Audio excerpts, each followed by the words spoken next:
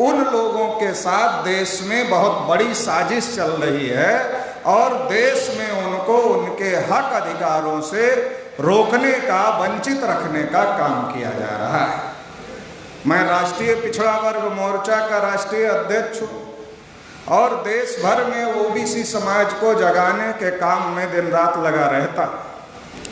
देश में आज़ादी को 77 साल हो गए और अंग्रेजों के जाने के इतना दिन बाद देश में जानवरों की गिनती हो रही, कुत्तों की गिनती हो रही है और जो हम लोगों को ट्रेनों में मिलते रहते हैं और ताली बजाते हैं और पैसा मांगते हैं, उनकी एक जमात है, उनकी भी गिनती हो रही है। मगर जो हम पिछड़े वर्ग के लोग हैं, जिसकी आबादी देश में 52% मंडल कमीशन ने बताई, और वो जो 52% का जो डेटा है वो डेटा आजाद भारत का डेटा नहीं, वो गुलाम भारत का डेटा है। और 1931 की जनगणना के आधार पर देश में ओबीसी की आबादी 52% है। ये बात मंडल कमीशन ने बताई। हम आजादी का अमृतोत्सव मना रहे हैं और अगर हम लोग किसी उत्सव में शामिल ना हो तो उसमें ताली बजाने वाले लोग नहीं मिलेंगे। अगर एससी, एसटी, ओबीसी और माइनॉरिटी, ये जो संख्या है, ये लगभग आज की तारीख में अगर जनगणना हो जाए तो ये संख्या देश में 90% है। अब -90% अगर कोई कार्यक्रम होगा, 90 minus, SC, ST, OBC, minority minus, बजवा लो ताली। ताली बजाने वाले नहीं मिलेंगे तो सत्यानाश भी हमारा और ताली भी हम ही से बजवाना है। सत्यानाश भी हमारा। आजादी के 77 साल में सत्यानाश किसका? एससी का, एसटी का, ओबीसी का, माइनॉरिटी का। और अमृत उत्सव में ताली कौन बजाएगा? तो एससी, एसटी, ओबीसी, माइनॉरिटी बजाएगा। क्यों? हमने पूछा कुछ एससी, एसटी, ओबीसी के लोगों को, कहाँ गए थे? कहा वो अमृत उत्सव का कार्यक्रम था इसलिए वहां गए थे। तो हमने कहा अमृत उत्सव का क्या मतलब है, जानते हो? कहा वो तो नहीं जानते। हमने कहा फिर क्यों चले गए? कहा नहीं, प्रधान जी ने कहा था इसलिए चले गए। अब प्रधान जी को तो सरकार ने कहा है कि मनाओ, लेकर आओ, और प्रधान जी ने हमारे आदमी को कहा, हमारा आदमी चला गया, ताली बजाया, लड्डू खाया, चला आया। हमने कहा जब जानते ही नहीं तो गए तो कम से कम वहां समझ लेते। अरे नहीं जानते थे कोई बात नहीं, कार्यक्रम में गए तो वहां पूछ लेते कि भाई ये अमृतोत्सव क्या मतलब है। कहा पूछ तो नहीं पाए। तो हमने कहा हम बता देते हैं। अमृतोत्सव का मतलब है कि जो आजादी मिली, कौन सी आजादी मिली? अंग्रेज 15 अगस्त 1947 को ये देश छोड़कर चले गए तो अंग्रेजों से जो आजादी मिली, जब उसके 75 साल पूरे हुए तो 75 साल पूरे होने के मौके पर आजादी का अमृतोत्सव मनाया गया। इसका मतलब है कि आजादी से कुछ अमृत निकला। क्या निकला? अमृत निकला। आजादी से कुछ अमृत निकला जिसका उत्सव मनाया जा रहा है। तो उसका उत्सव मनाया जा रहा है। अब हम लोग शामिल हैं उसमें, एससी, एसटी, ओबीसी के लोग, माइनॉरिटी के लोग। अरे तो शामिल तो हो जाएं, मगर पहले पता कर लेते कि जो अमृत निकला आजादी से, उस अमृत में शेड्यूल कास्ट को कितना अमृत मिला, शेड्यूल ट्राइब को कितना अमृत मिला, ओबीसी को कितना अमृत मिला, अलग अलग माइनॉरिटी को कितना अमृत मिला, तो शामिल हो जाते। ये पता नहीं किया और शामिल हो गए। अभी एक रिपोर्ट आई, उस रिपोर्ट ने कहा कि देश की जो कुल संपत्ति है उसकी लगभग 90% संपत्ति जो है वो अपर कास्ट के लोगों के पास में। जो देश की कुल संपत्ति है उसकी लगभग 90% जो उसमें हिस्सा है वो अपर कास्ट के लोगों के पास में। अब अगर अपर कास्ट में भी कोई अध्ययन हो जाए, उसका अध्ययन तो हुआ नहीं, अगर अपर कास्ट में कोई अध्ययन हो जाए तो पता चलेगा कि उस 90 में भी 90% एक जाति के ब्राह्मणों के पास में है, ये रिपोर्ट आ जाएगी। तो अरे तो 75 साल से फायदा उनका हो रहा है, अमृत वो हजम कर रहे हैं, हिस्सा हमें हमारा नहीं मिल रहा है। शेड्यूल कास्ट का कोटा 15% आज तक पूरा नहीं हुआ, शेड्यूल ट्राइब का कोटा 7.5% आज तक पूरा नहीं हुआ, ओबीसी को 52 मिलना चाहिए था, 27 मिला, और 27 में आधा भी आज तक पूरा नहीं हुआ, 6% मुश्किल से हुआ है। तो हम क्यों ताली बजा रहे हैं? जब हमें हमारे हक अधिकार नहीं मिल रहे हैं तो हम क्यों ताली बजा रहे हैं? असल में उनको मजा नहीं आता, ताली बजाने वाली जमात तो है, वो ताली उससे भी बजवा सकते, लेकिन उनको लगता है जिसका सत्यानाश कर रहे हैं ताली बजाने के लिए वही होना चाहिए, इन्हीं का सत्यानाश और इन्हीं से ताली बजवाने का काम करे तो बजवाने का काम कर रहे हैं और हम बजाने का काम कर रहे हैं, क्योंकि हमें समझ में नहीं आता। इसलिए मैं कभी कभी कहता हूं कि दुनिया के 8वें अजूबे हैं हम लोग। किताब में 7 अजूबा पढ़ा हम लोगों ने सिलेबस में कि दुनिया में 7 अजूबे हैं, तो मैंने कहा कि भाई ये 8वां हम ही लोग हैं। 7 तो है, वो तो किताब में लिख दिया गया, 8वें के बारे में अभी दुनिया के लोग अध्ययन नहीं कर पाए कि 8वां जो अजूबा है वो हम भारत के लोग हैं। क्यों? बाबा साहब ने लोकतंत्र दे दिया, 1 वोट 1 वैल्यू दे दिया। अडानी वोट डाले तो 1 गिना जाएगा, अंबानी वोट डाले तो 1 गिना जाएगा, मोदी वोट डाले तो 1 गिना जाएगा, भागवत वोट डाले तो 1 गिना जाएगा, और हमारा गांव का मजदूर आदमी, किसान आदमी, अनपढ़ आदमी, जाहिल आदमी वोट डाले तो कितना गिना जाएगा? 1 गिना जाएगा। और हमारी संख्या ज्यादा है लोकतंत्र में। बाबा साहब ने एक अधिकार हमको लिख दिया, अगर हम नहीं ले पा रहे हैं तो हम दुनिया के 8वें अजूबे से कम हैं क्या? दुनिया के 8वें अजूबे हैं हम लोग, लेकिन बने नहीं रहना चाहते हैं, लेकिन बने नहीं रहना चाहते। इसलिए हमसे काम कर रहा है कि ये जो हमारे लोग दुनिया के 8वें अजूबे बने हैं ये ना बने रहे, इसलिए काम कर रहा है। बताइए 52% ओबीसी की आबादी है, हम कह रहे हैं हमारी नहीं होती, जानवरों की होती है, कुत्तों की होती है, बिल्ली की होती है, हिजड़ों की होती है। अरे घेर लो एक बार दिल्ली, देखते कैसे नहीं होती, कैसे नहीं होगी, इतनी आबादी होने के बाद नहीं। तो ये जो नहीं हो रहा है ये केवल आपको अधिकार देने का मामला नहीं है, ये आपको शासक बनने से रोकने का मामला है। और ये मामला आज से नहीं शुरू हुआ, ये मामला जब देश आजाद हो रहा था तब से शुरू हुआ। और हम लोग ओबीसी वाले तो बहुत ईमानदार लोग हैं, हमको तो कभी अपने हक अधिकार से कोई लेना देना होता ही नहीं। जब देश में आजादी की लड़ाई चल रही थी और धीरे धीरे आजादी की तारीख नजदीक आ रही थी, लोगों को ये समझ में आ रहा था कि अब अंग्रेज देश छोड़कर नहीं जाए, अंग्रेज देश छोड़कर चले जाएंगे, ये जाने वाले हैं। तो हर कौम के लोग इस बात की बात करने लगे थे, हमें क्या मिलेगा आजाद भारत में, इसकी बात हर कौम के लोग करते रहे थे। लेकिन हमारा ओबीसी का आदमी, इसको तो कुछ नहीं चाहिए था, ये तो गांधी जी के पीछे लगा था कि जैसे देश आजाद हो जाएगा तो वो लोग देश इसी को सौंप देंगे। तो इस विश्वास में, इस आशा में इसने कुछ नहीं कहा कि हमें कुछ चाहिए, और लगा रहा। तो क्या हुआ? जब अंग्रेजों ने देश छोड़कर जाने का मन बनाया तो अंग्रेजों ने कहा कि अब हम जाना चाहते हैं।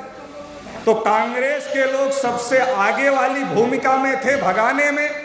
तो कांग्रेस के लोगों को कहा कि हम जाना चाहते हैं, जाने से पहले आप लोग अंतरिम सरकार बना लो, अंतरिम सरकार आप लोग बना लो और आप बताओ कि आपका प्रधानमंत्री कौन बनेगा, गृह मंत्री कौन बनेगा और कौन बनेगा, आप लोग तय करके बताओ।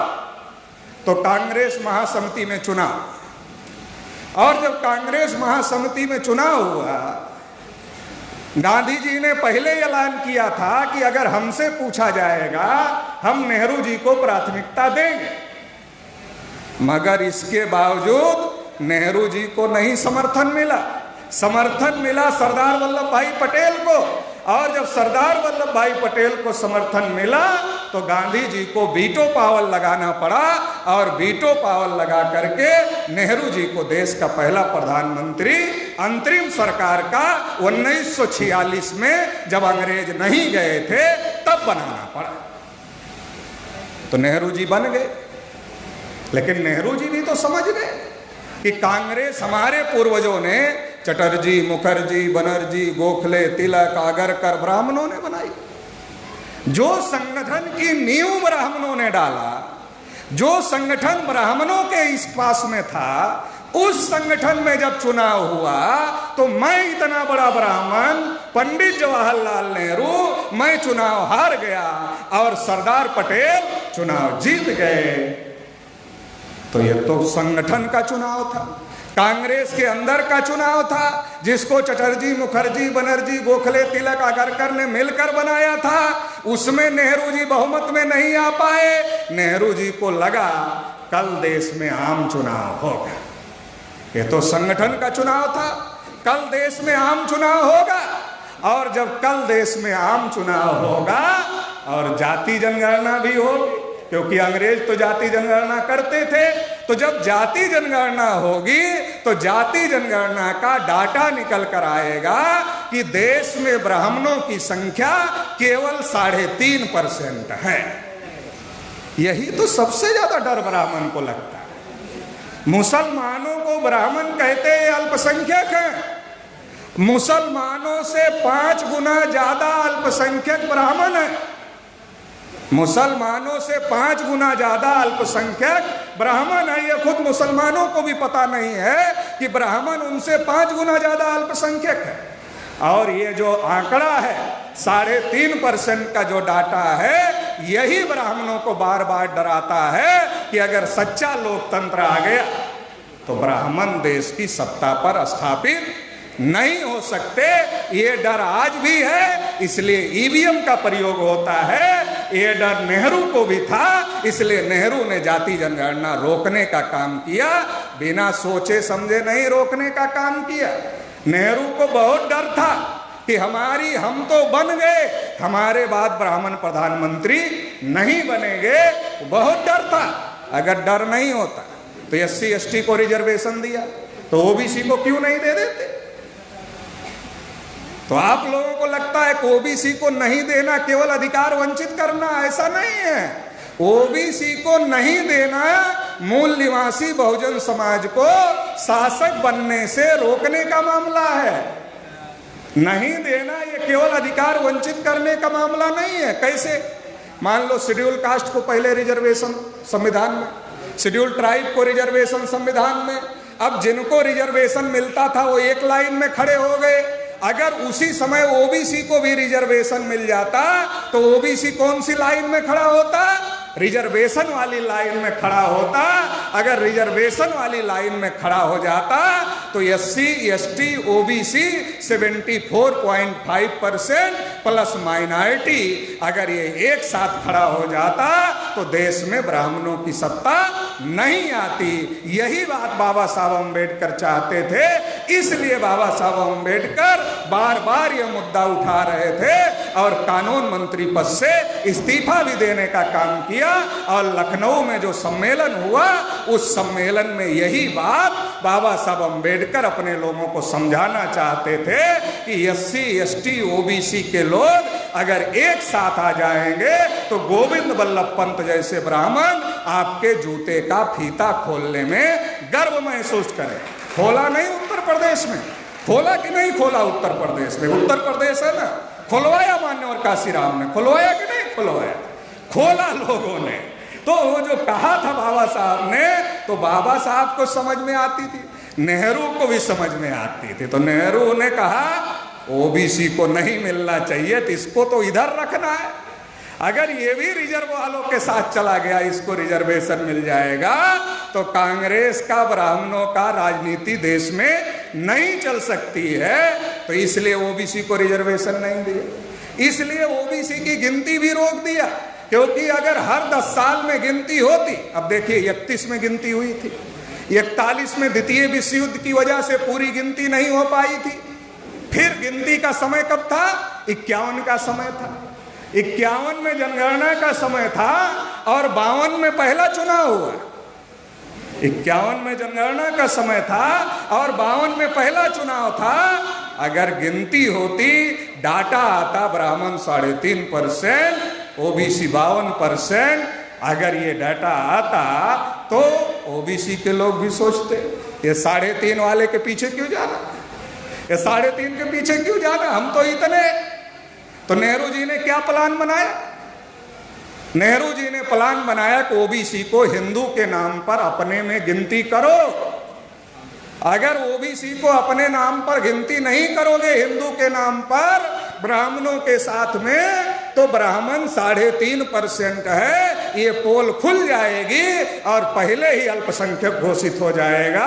तो इसका प्रधानमंत्री एक बार मैं तो बन गया, लेकिन जवाहरलाल नेहरू पहला और आखिरी ब्राह्मण प्रधानमंत्री हो जाएगा। ये बात नेहरू जी को समझ में आई और इसलिए नेहरू जी ने ओबीसी को रिजर्वेशन नहीं दिया, ओबीसी की गिनती को रोकने का काम किया। ये गिनती का मामला छोटा मोटा मामला नहीं है। 51 में नेहरू जी ने रोका, 61 में फिर नेहरू जी देश के प्रधानमंत्री थे, फिर उन्होंने रोका, 71 में इंदिरा जी ने रोका, 81 में फिर इंदिरा जी ने रोका और 91 में पीवी नरसिम्हा राव ने रोका। वो भी ब्राह्मण थे, प्रधानमंत्री थे, दक्षिण भारत के ब्राह्मण थे। और 2001 में अटल बिहारी वाजपेयी ने रोका। अभी तक कांग्रेस वाले रोक रहे थे। 2001 में बीजेपी के ब्राह्मण अटल बिहारी वाजपेयी आ गए। अब हमारे लोगों को क्या लगता है? कांग्रेस अलग है, बीजेपी अलग है, बीजेपी अलग है, कांग्रेस अलग है, वो दोनों आपस में लड़ते रहते हैं। तो हमारे लोग लगता दोनों लड़ रहे, नीचे लड़ रहे हैं, ऊपर एक है। नीचे लड़ रहे हैं, ऊपर एक है। जब कांग्रेस वाले नहीं किए गिनती तो बीजेपी वालों को करना चाहिए था। बीजेपी तो अपोजिशन में थी, उसको करना चाहिए था, मगर बीजेपी ने, अटल जी ने नहीं किया। अपने ओबीसी के आदमी को पूछता हूं मैं, अटल जी कैसे नेता थे? तो कहता बहुत अच्छे नेता थे। तो हमने कहा तुम्हारी गिनती तो नहीं किया, तो अच्छे कैसे थे? कहा वो तो पता नहीं है कि किया कि नहीं किया, उसके बारे में जानकारी नहीं है। ओबीसी की एक समस्या ये भी है कि उसको जो जानना चाहिए वो नहीं जानता है, जो नहीं जानना चाहिए वो बहुत जानता है। यूक्रेन का युद्ध कौन रुकवा रहा उसको खबर है, लेकिन भारत में उसकी गिनती कौन रोक रहा है इसकी खबर उसके पास में नहीं है। ये बहुत बड़ी समस्या है ओबीसी की। तो हमने कहा कि अच्छा नहीं जानते मगर नहीं किया। तुम कह रहे हो अच्छे आदमी थे, तो कैसे अच्छे आदमी थे?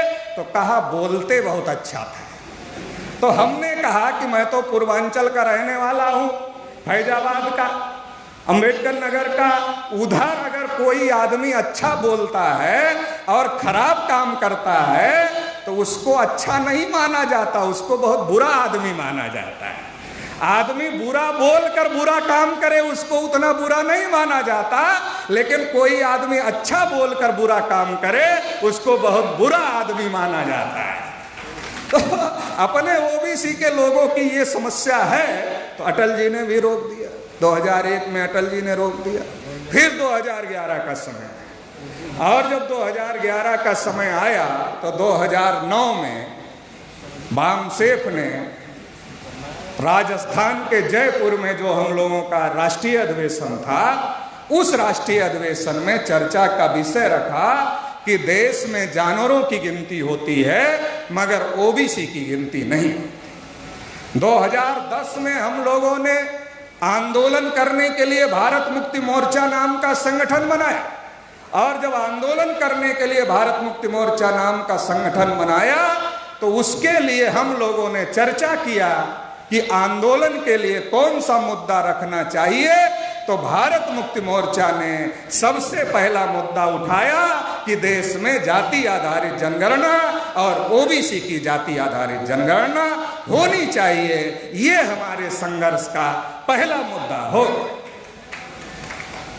तो जब ये मुद्दा उठाया गया, माननीय वामन मेश्राम साहब जो कि वामसिफ के राष्ट्रीय अध्यक्ष हैं, अभी कुछ समय में हम लोगों के बीच में आने वाले हैं, उनके नेतृत्व में ऑल इंडिया में 51,000 कार्यक्रम लिए गए और उन कार्यक्रमों में पर्चे में सब्जेक्ट रखा गया कि देश में जानवरों की गिनती होती है मगर ओबीसी की गिनती नहीं। और जानबूझकर ये पर्चा जितने ओबीसी के नेता थे उनके पास भिजवा दिया गया।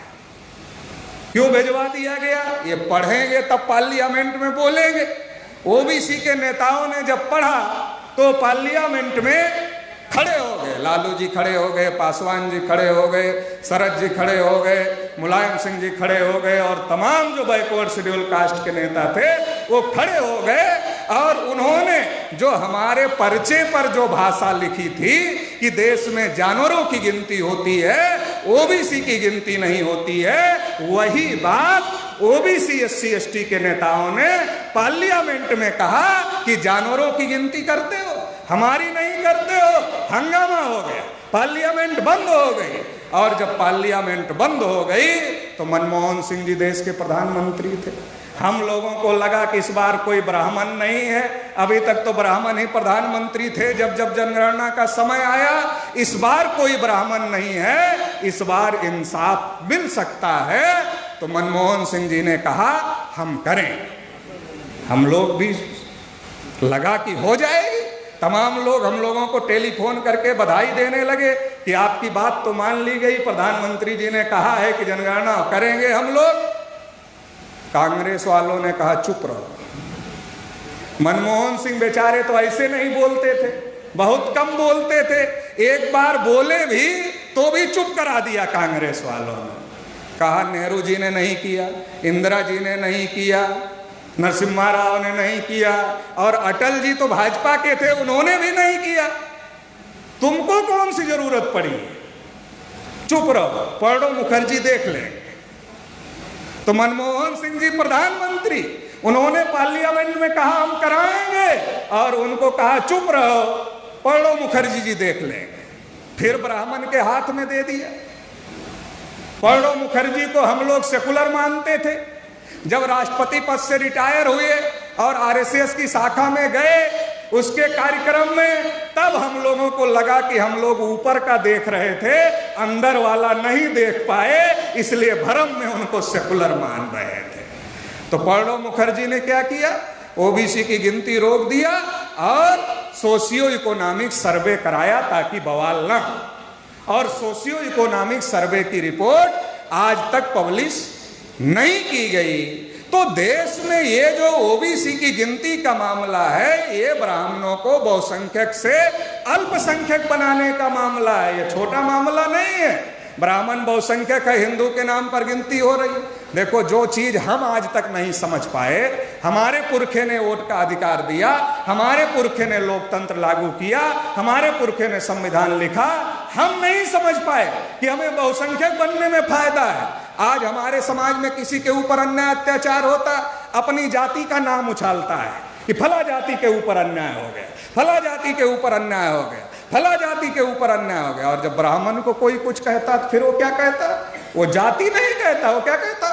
करोड़ों करोड़ हिंदुओं का अपमान हो गया। वो जाति की बात नहीं करता, वो कहता करोड़ों करोड़ हिंदुओं का अपमान हो गया। उसको समझ में आता, ब्राह्मण कहेंगे अल्पसंख्यक हो जाएगा, हिंदू कहेंगे बहुसंख्यक हो जाए। आखिर जो ब्राह्मण जजिया टैक्स नहीं दिए और हल्ला मचाया, महल घेर लिया कि हम हिंदू नहीं हैं, उन ब्राह्मणों को समझ में आया कि जिनको हमने अछूत बनाया, जिनको हमने शूद्र बनाया, जंगलों में रहने के लिए मजबूर किया, अगर उनके पास जाएंगे और इस नाम पर वोट मांगेंगे कि भाई हमने आपको अछूत बनाया, आपकी परछाई तक से परहेज किया, आपको कुएं पर नहीं चढ़ने दिया, तालाब से पानी नहीं लेने दिया, आपके आंख में सूजा डालकर आंख फोड़ दिया, आपके कान में गरम तेल डाल दिया, आप हमें वोट दे दो,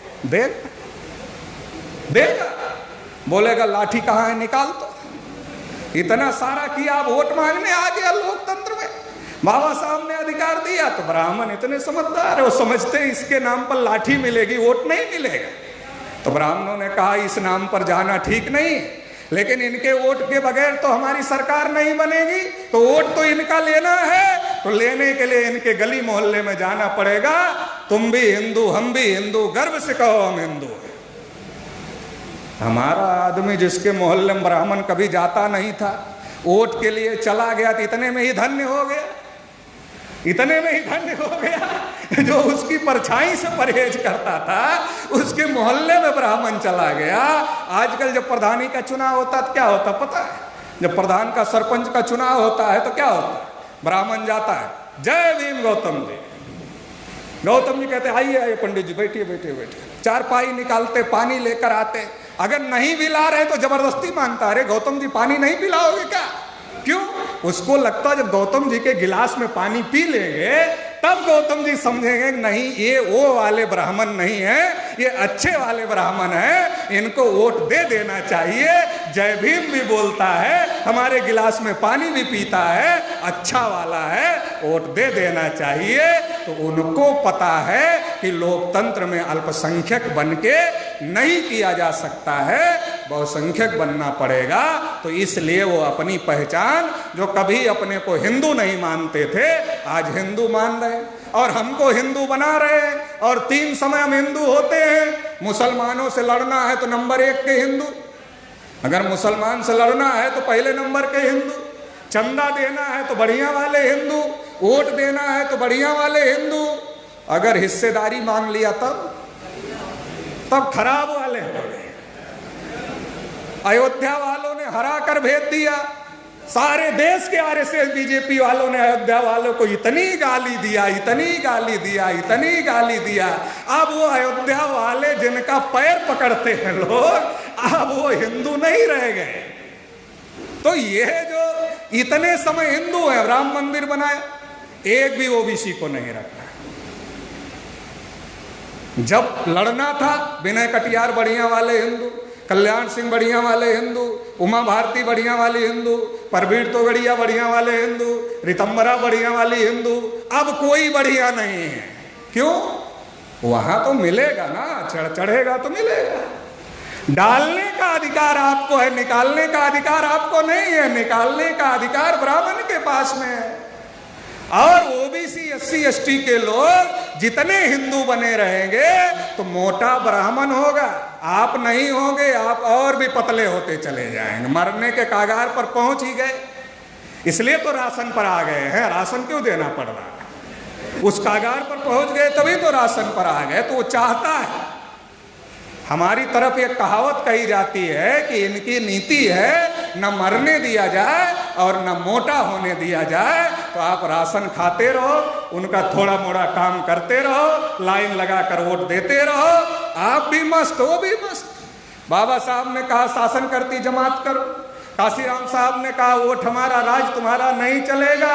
लेकिन आरएसएस वाले कह रहे हैं कि तुम शासन करके क्या करोगे? तुम रहो राशन पर, हम रहेंगे शासन पर। तो तुम शासन पर रहो, हम शासन कर रहे हैं। तो आरएसएस बीजेपी वालों का एजेंडा है।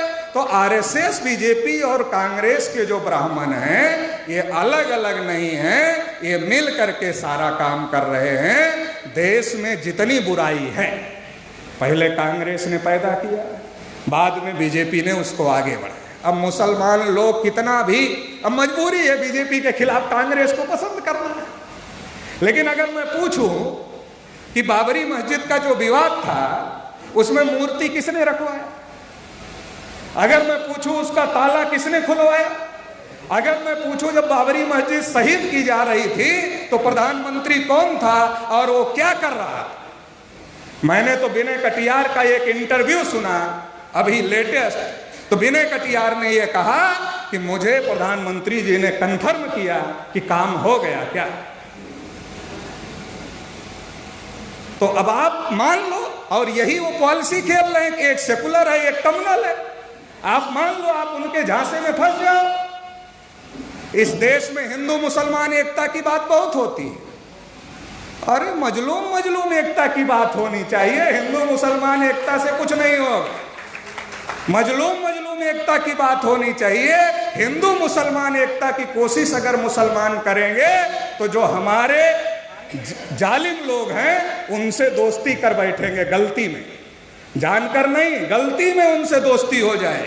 और गलती में अगर उनसे दोस्ती हो गई तो फिर होना वही है जो हो रहा है। सेकुलर और कम्युनल की आइडियोलॉजी लाई इसीलिए गई कि नहीं उसको नहीं तो हमको, हमको नहीं तो उसको, एक को भगाते दूसरे को लाते, दूसरे को भगाते पहले को लाते। और जब दूसरा आता है तो कान में बोलता है ज्यादा खुश मत हो जाना कि तुम्हारी योग्यता की वजह से तुमको ले आए, हम इनको 10 जूता नहीं लगा रहे होते तो ये तुम्हें लेकर थोड़े ही आते। तो हम 10 जूता लगा रहे थे इसलिए चिल्ला रहे थे, और जब चिल्ला रहे थे तुम भी सुर में सुर मिला रहे थे, इसलिए इन्होंने सोचा तुम इनको बचाओगे, इसलिए लेकर चले आए। लेकिन एक बात का ध्यान रखना, अब तुम आ गए हो, 10 का 8 मत करना, नहीं तो मुझे मौका नहीं मिलेगा फिर। तो 10 का 8 मत करना, 5 बढ़ा देना। तो जब दूसरा आता है तो 10 जूता का 8 नहीं करता है, 5 बढ़ा देता है। तो 5 बढ़ा देता है तो फिर 5 साल बाद, 10 साल बाद फिर हल्ला मचता है, अरे हटाओ हटाओ ये तो बहुत खराब है, पहले वाले को लाओ। पहले लोगों ने कहा अच्छे दिन लाएंगे, और 24 आते आते कहने लगे नहीं वही पुराने वाले ही ठीक थे। अरे ठीक थे तो तब तो नहीं समझ में आया कि ठीक थे, तब तो हल्ला मचा के भगा रहे थे। तो ये जो कांग्रेस बीजेपी है, बीजेपी कांग्रेस है, ये अलग अलग नहीं है, ये एक ही है। ब्राह्मणों ने प्लान बना करके जो कम्युनल के जाल में नहीं फंसेगा वो सेकुलर के जाल में फंसेगा, जो सेकुलर के जाल में नहीं फंसेगा वो कम्युनल के जाल में फंसेगा। जब कांग्रेस की सरकार थी, जाति जनगणना को लेकर पार्लियामेंट बंद हो रही थी, उसमें बीजेपी के तमाम सांसद शामिल थे, बंद करने वालों में शामिल थे। अब बीजेपी की सरकार है तो जनगणना ही नहीं करने को तैयार है, जनगणना ही करने को नहीं तैयार है। अब तो किसी की नहीं हो रही है। जो दिन रात विकास विकास विकास विकास विकास विकास चिल्लाने वाले प्रधानमंत्री हैं, उनसे कोई पूछो कि भाई डेटा के बगैर विकास कैसे होगा, डेटा के बगैर योजना कैसे बनेगी, डेटा के बगैर विकास कैसे होगा। जनगणना ही रोक कर रखा हुआ है। डर गए हैं वामसेफ से कि अगर ओबीसी की जनगणना के बगैर जनगणना कराने का काम करते तो बवाल मचता देश में। और ये जो बैसाखी पर बन गई ना सरकार, ये भी नहीं बनती अगर 2024 के पहले जनगणना होती और उसके साथ ओबीसी की जनगणना नहीं होती। तो ये बात इन लोगों को पता है, और इसलिए अब नरेंद्र मोदी जी जैसे कोई मुद्दा उठता ओबीसी का, सब बीजेपी वाले कहना शुरू कर देते अरे ये तो प्रधानमंत्री ओबीसी के। अच्छा ओबीसी के बहुत पावरफुल है। बीजेपी वाले जब भाषण करते तो क्या कहते हैं, क्या भाषण करते, मोदी जी की कृपा से, मोदी जी की कृपा से, मोदी जी मोदी जी की कृपा से, मोदी जी की कृपा से, मोदी जी की कृपा से, मोदी जी की कृपा से हो रहा। कोई भी बीजेपी वाला बोलेगा मोदी जी, अच्छा बहुत पावरफुल आदमी। अब बहुत पावरफुल आदमी है तो गिनती करना कितना बड़ा काम है। अरे इतना पावरफुल आदमी जिससे दुनिया डरती है। अरे देश का तो छोड़ो, बीजेपी वाले कहते दुनिया डरती। अरे दुनिया डरती है तो छोटा सा मामला गिनती का, वो भी तुम्हारे समाज का, इतना नहीं कर पा रहे और इतना पावरफुल आदमी है नहीं, दिखाया जा रहा पावरफुल है। क्यों? जब मोदी पावरफुल दिखेंगे तब तो ओबीसी एससी एसटी के लोग बीजेपी को वोट करें। अगर मोदी पावरफुल नहीं दिखेंगे तो ओबीसी एससी एसटी के लोग बीजेपी को क्यों वोट करेंगे? नहीं वोट करेंगे। तो ये जानबूझ करके दिखाया जा रहा है। अच्छा पहले कठपुतली की नाच होती थी, बहुत सारे जो पुराने लोग होंगे वो देखे होंगे, कठपुतली नाचती थी। तो कठपुतली नाचती थी तो कठपुतली दिखती थी, नचाने वाला नहीं दिखता था। अब मोदी दिखते हैं, यहाँ सभा ले रहे, यहाँ रैली कर रहे, यहाँ भाषण कर रहे, मोदी दिखते हैं, नचाने वाला भागवत तो पीछे, मोदी आगे, नचाने वाला आरएसएस भागवत पीछे। ये जानबूझकर मोदी का चेहरा आगे किया गया है ताकि ओबीसी एससी एसटी को मूर्ख बना करके वोट हासिल किया जाए। तो देश में ये बहुत बड़ी साजिश चल रही है। आखिरी बात कह करके अभी जो लेटेस्ट बात है, कांग्रेस ने ईवीएम लाया, 2004-2009 में कांग्रेस ने घोटाला किया, फिर बीजेपी ने उस घोटाले को पकड़ा और फिर बीजेपी कांग्रेस में समझौता हो गया। नहीं तो 8 अक्टूबर 2013 को सुप्रीम कोर्ट ने कहा था कि ईवीएम से फ्री, फेयर, ट्रांसपेरेंट इलेक्शन नहीं हो सकता, इसलिए पेपर ट्रेल लगाओ। 2013 में किसकी सरकार थी? कांग्रेस की सरकार थी। कांग्रेस ने कोई पहल नहीं किया पेपर ट्रेल लगाने का। मोदी को खुली छूट दिया कि तुम इलेक्शन जीत जाओ, और 14 में खुली छूट दे दिया इलेक्शन जीतने का। 14 के बाद 19 का चुनाव आया, मेश्राम साहब गए ईवीएम के खिलाफ सुप्रीम कोर्ट, और सुप्रीम कोर्ट को कहा आपने कहा था पेपर ट्रेल लगाने के लिए, मगर लग नहीं रहा है। सुप्रीम कोर्ट ने 24 अप्रैल 2017 को आदेश दिया और कहा कि पेपर ट्रेल 100% 2019 के चुनाव में लगना चाहिए। अब ये आदेश मिलते ही वामन मेश्राम साहब ने चेक किया कि ये आदेश तो हो गया पेपर ट्रेल लगने का, लेकिन कांग्रेस ने पेपर ट्रेल लगाने के लिए कोई काम नहीं किया, मगर पेपर ट्रेल के कागजी मतपत्रों की गिनती ना हो इसके लिए रूल जरूर बना दिए। अब ये रूल भी पता चल गया, तो ये रूल को चैलेंज करने के लिए मेश्राम साहब सुप्रीम कोर्ट चले गए। तो बीजेपी वालों ने कांग्रेस वालों को कहा होगा, अरे हमारा तुम्हारा समझौता था भाई, ये तो वामन मेश्राम चले गए सुप्रीम कोर्ट। अगर सुप्रीम कोर्ट ने पेपर ट्रेल की पर्चियों की 100% रिकाउंटिंग का आदेश दे दिया तो 19 का चुनाव हम जीत नहीं पाएंगे, कुछ करो। तो कांग्रेस वाले 40 पार्टियों को लेकर सुप्रीम कोर्ट गए और क्या कहा?